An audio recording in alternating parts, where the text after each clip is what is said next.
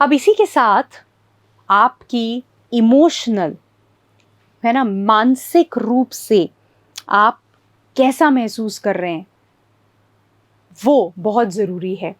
दोनों जगह ज़रूरी है। एक तो जब आप नौकरी की तैयारी कर रहे हैं, और ये काम आएगा जब आप नौकरी में चले जाएंगे, जब आपको रोज़गार मिल जाएगा, आपका चयन हो गया, उसके बाद भी ये बहुत काम है। पर अभी हम ये बात कर रहे हैं कि जब आप नौकरी की तलाश कर रहे हैं, रोज़गार की तलाश कर रहे हैं, तो बहुत ही ज़रूरी है कि आपका मानसिक संतुलन बना रहे, आप अच्छा महसूस करें दोनों तरीकों से। ऑफ कोर्स शारीरिक तो है ही, मानसिक भी और भावनात्मक, ये तीनों एनर्जी आपकी फिजिकल, मेंटल, इमोशनल एनर्जी या ऊर्जा टॉप पे होनी चाहिए, है ना। क्योंकि उतार चढ़ाव आते रहेंगे, चीज़ें हर वक्त आपके मुताबिक नहीं होंगी, लेकिन जब भी चीज़ें आपके मुताबिक नहीं हो रही हैं, उस वक्त आपको चाहिए कि मैं चट्टान की तरह खड़ा रहूं। और उसके लिए ये ज़रूरी है कि आप अपने आप को तैयार करें। जिस वक्त चीज़ें आपके मुताबिक नहीं होती हैं, उस वक्त आप कोई नई हैबिट, नई आदत नहीं पैदा कर सकते हो। इसलिए ये जो काम है, अपनी भावनात्मक और अपनी मानसिक ऊर्जा को ऊपर रखने का, उसको मेंटेन करने का, ये आपको निरंतरता के साथ करना होगा, ताकि जब ज़रूरत पड़े, जब ऐसी स्थिति आए, तो आप खड़े रहें, है ना। अब आपको जब नौकरी की तैयारी कर रहे हैं, उसकी तलाश कर रहे हैं रोज़गार के लिए, तो हो सकता है आपको स्ट्रेस और एंग्जाइटी महसूस हो, आपको तनाव, चिंता हो, थोड़ी घबराहट हो, स्वाभाविक है, और हो भी रहा होगा, आप महसूस कर रहे होंगे, है ना। तो दो कारण और ज़्यादा सामने आते हैं। एक तो सारा कुछ, इतना कुछ हो जाता है, अभी हमने भी बात की, कई भागों में बहुत सारी चीज़ें आ गई, अच्छा ये भी करना है, ये भी करना है, फिर कुछ पता चला, फिर वहाँ जा, थोड़ा बहुत तो घबराहट होती है। और पहली बार कर रहे हैं, और एक वो कहते हैं ना कि अभी तक का जो वातावरण था वो क्या था, स्कूल के लोग हैं, दोस्त हैं, टीचर हैं, तो बड़ा पता है, उसके बाद वहाँ से घर है, घर के बाद मोहल्ला है, तो सब कुछ बहुत ही कंफर्टेबल, आरामदायक है। अब आप कदम रख रहे हो अनजान क्षेत्र में, पहली बार नौकरी, अनजान लोग होंगे, नई कंपनी, नया माहौल, तो घबराहट स्वाभाविक है ना, होना है। पर दो चीज़ें यहाँ पर आती हैं। एक ये घबराहट होती है कि अगर मेरा सिलेक्शन नहीं हुआ, अगर मुझे नहीं चुना गया, तो फिर क्या होगा, मतलब अगर मुझे मना कर दिया, यानी मुझ में कुछ कमी है, कुछ तो गड़बड़ है। तो आपका जो तनाव है, आपका जो घबराहट है, वो इससे और ऊपर हो जाती है, क्योंकि जैसे ही ना हुआ, मतलब मुझ में कमी है, मतलब कुछ तकलीफ़ है। फिर आप इतने हताश और निराश हो जाते हैं कि अगला साक्षात्कार जो है, या आगे की जो आपको जारी रखनी है तलाश रोज़गार की और तैयारी को, उसमें भी थोड़ी गड़बड़ होने लगती है। तो दो कारणों से तनाव ज़्यादा होता है। पहला कि उसको मैं पर्सनली अपने ऊपर लेता हूँ, बड़ा व्यक्तिगत रूप से उसको आप ले लेते हैं, और आप ये सोचते हैं कि ये तो ऐसा ही है, एक बार मुझे मना कर दिया, मतलब आगे भी पता नहीं होगा या न होगा। वो क्षमता नहीं होती है कि अच्छा मना कर दिया, इसका मतलब ये नहीं है कि मुझ में तकलीफ़ है। हमने इंटरव्यू साक्षात्कार वाले भाग में इस पर बात की थी। मना करने का मतलब ये नहीं कि मेरे साथ कुछ समस्या है, मना करने का मतलब केवल ये है कि उनको जो चाहिए था वो यहाँ नहीं है। लेकिन ये आपको तनाव देता है। और दूसरी चीज़ जो तनाव देती है, प्रेशर, किसका, घर वालों का, उनकी एक्सपेक्टेशंस, उनकी जो उम्मीदें हैं, अरे अगर नहीं हुआ तो क्या होगा, माताजी, पिताजी वो कितना इंतज़ार कर रहे हैं, उनके सपने टूट जाएंगे। आपको अपने घर वालों को समझाना होगा, आपको उन्हें ये बताना होगा कि उनकी जो उम्मीदें हैं, उसकी वजह से आप कितना बोझ महसूस कर रहे हैं। गलत नहीं है उनकी उम्मीदें, लेकिन आप कोशिश कर रहे हैं, आप अपने एफ़र्ट्स डाल रहे हैं, लेकिन यदि बार-बार घर वाले आप पर वो बोझ डाल रहे हैं, आपको कह रहे हैं, तो आपको उन्हें बताना होगा कि ऐसा न करें, क्योंकि आपका तनाव वरना बढ़ता ही जाएगा। तो 2 चीज़ें हैं जिसका आपको ध्यान रखना है। पहला, आप पर्सनली नहीं लें, व्यक्तिगत रूप से उसको ना लें। यदि कहीं पे मना भी हो जाता है, कोई बात नहीं, ये आखिरी अवसर नहीं है और ऐसा नहीं है कि ये नौकरी नहीं मिली तो कुछ नहीं होना है लाइफ में। तो पहला वो, और दूसरा, जब परिवार की तरफ से आप चिंतित होते हैं, तनाव में रहते हैं, वो नहीं करना है ना? उसके लिए जो भी करना है, खुद को मैनेज करना है। और अभी हम बात करेंगे कि कैसे आप अपनी ऊर्जा को ऊपर रख सकते हैं, वो अभी हम बात करेंगे, पर ये आपकी जिम्मेदारी है। तो आपकी वेलबींग यानी आपकी भलाई किसकी जिम्मेदारी है? आपकी जिम्मेदारी है, किसी और की नहीं है। तो अगर आप किसी कारणवश लो महसूस कर रहे हैं, तनाव की स्थिति में हैं, घबराहट हो रही है, डाउट आ रहा है, उसको ठीक करने की जिम्मेदारी मेरी खुद की है। तो इंतज़ार मत करिए कि अच्छा अगर घर वाले ऐसा कर देंगे तो फिर मैं ठीक हो जाऊंगा, अगर दोस्त ये बोल देंगे तो ठीक हो जाऊंगा, अगर इंटरव्यू ऐसा हो जाएगा, साक्षात्कार ऐसा हो जाएगा तो मैं अच्छा रहूंगा। नहीं, क्योंकि ये सारी चीज़ें पूरी तरह से आपके कंट्रोल में नहीं है। आप इसको नहीं चला रहे हैं। बाहर कोई कुछ भी कर सकता है, आप अपना ध्यान स्वयं रखेंगे। कैसे? तो सबसे पहले हैव अ रूटीन, एक दिनचर्या ज़रूर रखें।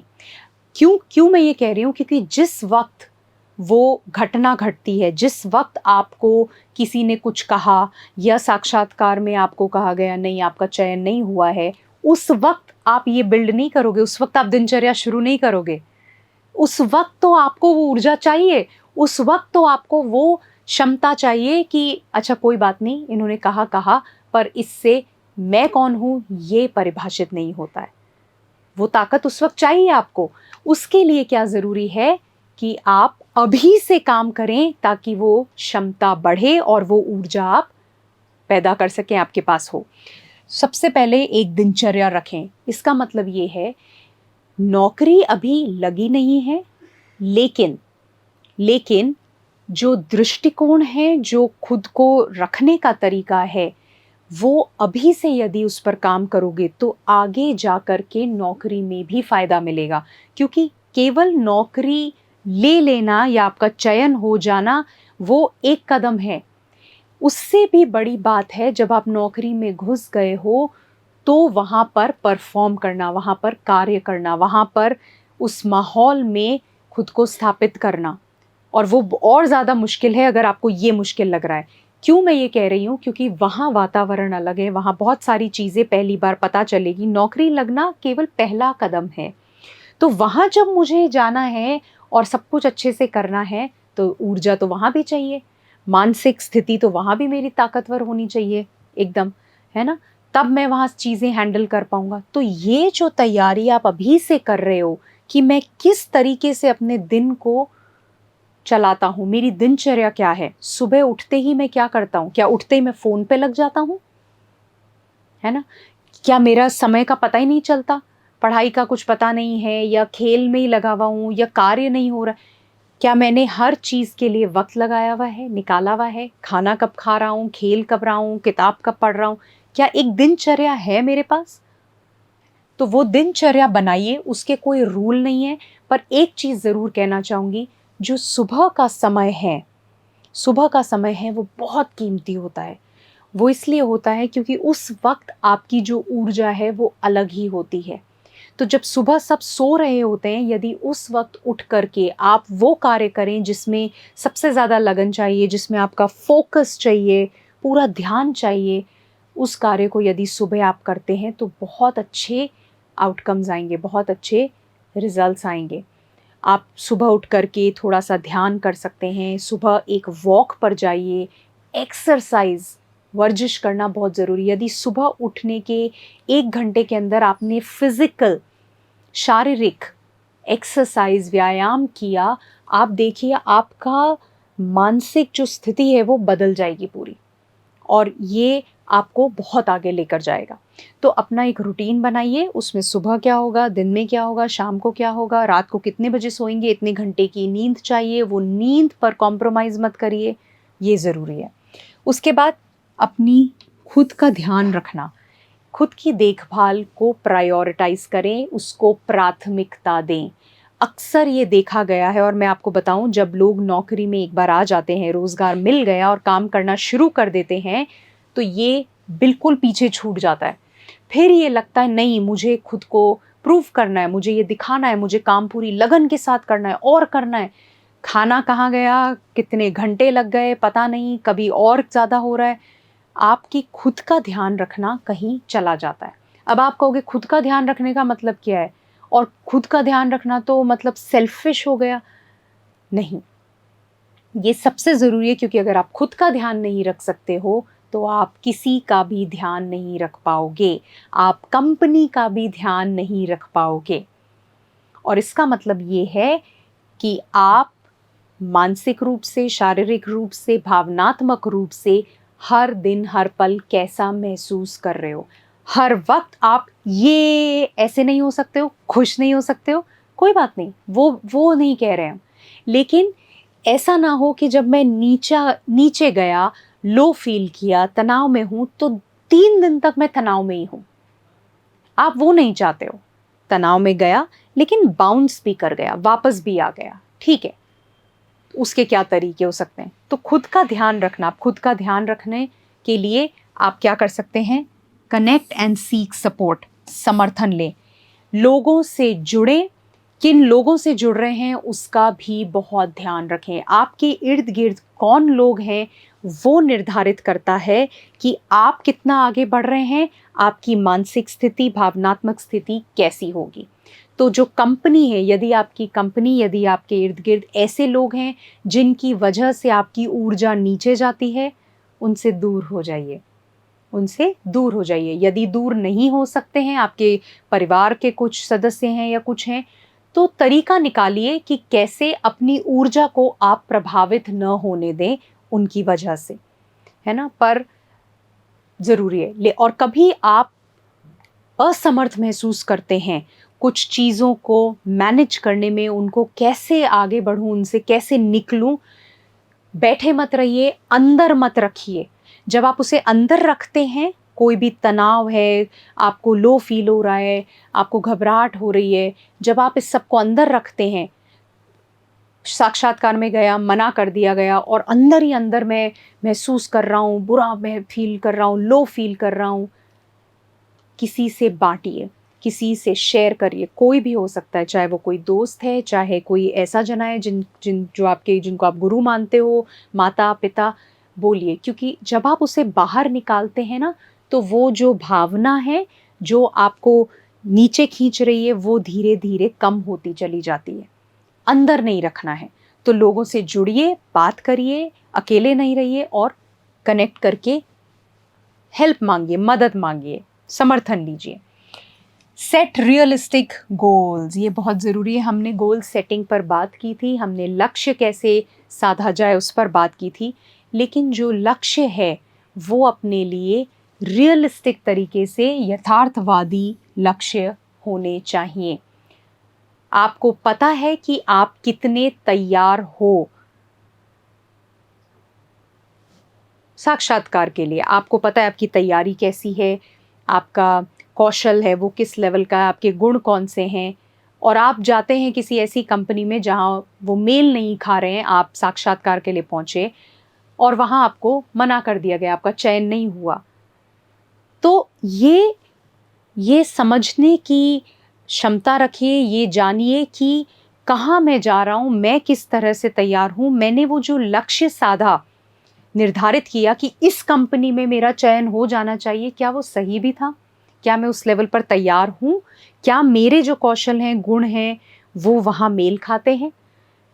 ये एक उदाहरण था, बट इसी तरीके से आपने अपने लिए जो भी लक्ष्य निर्धारित किया है वो रियलिस्टिक होना चाहिए, यथार्थवादी होना चाहिए। मेरा अगले 1 हफ्ते के अंदर चयन हो जाना चाहिए, अगले 1 महीने के अंदर अंदर मुझे नौकरी मिल जानी चाहिए, रोजगार मिल जाना चाहिए। क्या वो यथार्थवादी है, रियलिस्टिक है?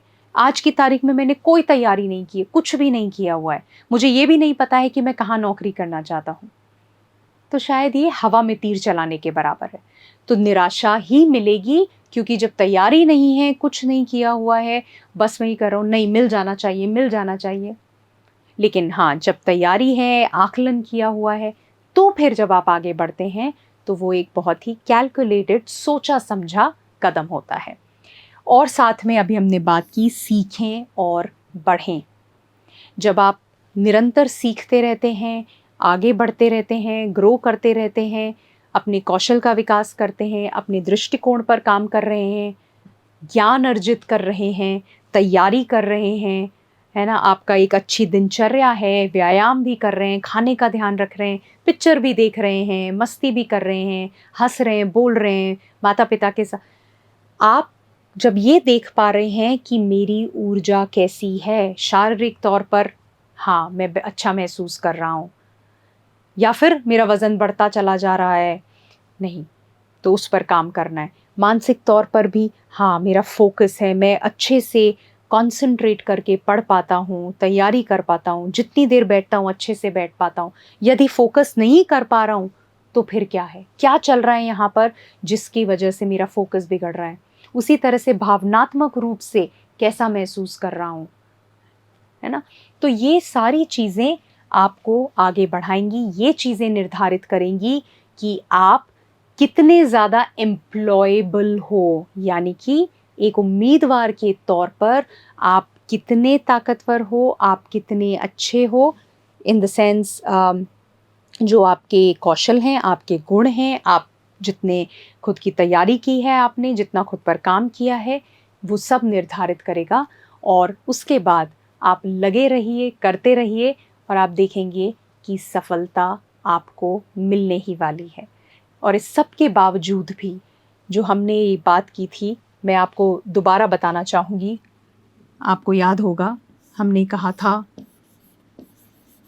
थॉट, यानी कि जो आप सोच रहे हैं, जो यहाँ चल रहा है, अंदर खुद से बात कर रहे हैं, वो यहाँ चल रहा है, वो थॉट या सोच आपको आपकी फीलिंग देगी। फीलिंग यानी जो भाव आप महसूस कर रहे हैं।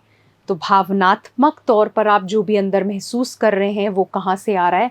वो आ रहा है आपके थॉट से, जो सोच रहे हैं। और जैसा आप महसूस कर रहे हैं, उससे आएगा आपका बिहेवियर, यानी कि आप क्या कर रहे हो, आप किस तरीके से पेश आ रहे हो। गुस्सा ही आता रहता है, इरिटेट ही होते रहते हो, या चुप ही रहते हो, ये सब क्या है? बिहेवियर। ये आएगा कहाँ से?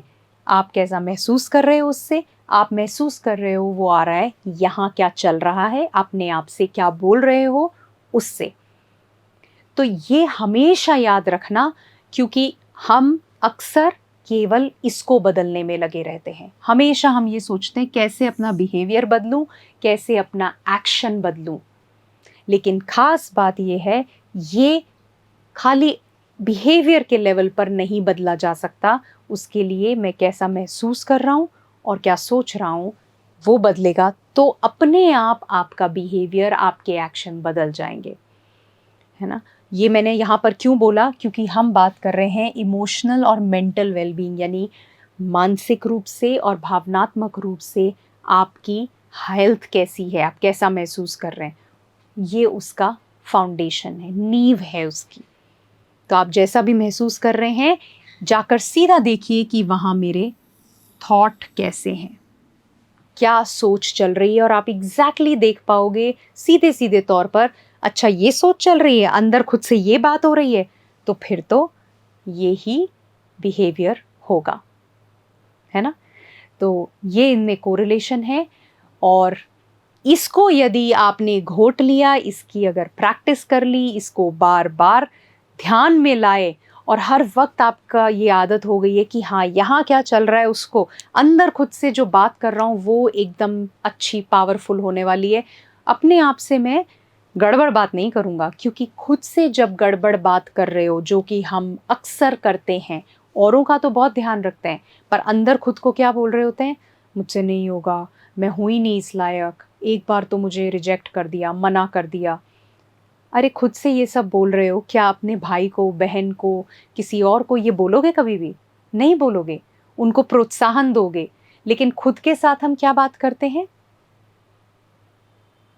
तो जब खुद के साथ इस तरह की बात करोगे तो धीरे धीरे वैसा ही महसूस करने लगोगे।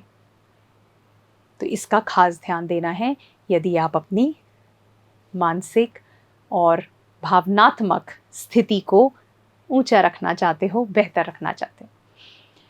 मैं आशा करती हूँ आपके लिए ये भाग आपको समझ आया होगा कि ये कितना कितना अहम है ना? और मैं ये आशा करती हूँ कि आप ये देख पाए होंगे कि हाँ, ये होता है और इसके लिए मुझे ये करना है। सारी चीज़ें करने की ज़रूरत नहीं है, अपने लिए निकालो, लिखो, काम करना शुरू करो और आप देखोगे जैसे जैसे आप कदम आगे बढ़ाओगे, प्रैक्टिस करते चले जाओगे, चीज़ें बदलने लगेंगी। तो इसी के साथ हम समाप्त करते हैं इस भाग को और हम समाप्त करते हैं इस सीरीज़ को भी। मैं आशा करती हूँ आपको बहुत कुछ इससे मिला होगा, आपको सारे जो इम्पॉर्टेंट चीज़ें हैं, टूल्स हैं जो कि नौकरी या रोज़गार की तैयारी के लिए चाहिए, वो सब इससे मिले होंगे। और ख़ास बात अब ये है कि उनका प्रयोग आप कैसे करते हैं। और यदि आपने प्रयोग किया तो कोई नहीं रोक सकता आपको न सिर्फ रोज़गार पाने से, बल्कि रोज़गार की जो क्षेत्र है, जो भी उद्योग है जिसमें आप हैं, उसमें आगे बढ़ने से। तो बहुत बहुत बधाई आपको, बहुत बहुत विशेज़ मेरी ओर से। मिलती हूँ बहुत जल्द। नमस्कार।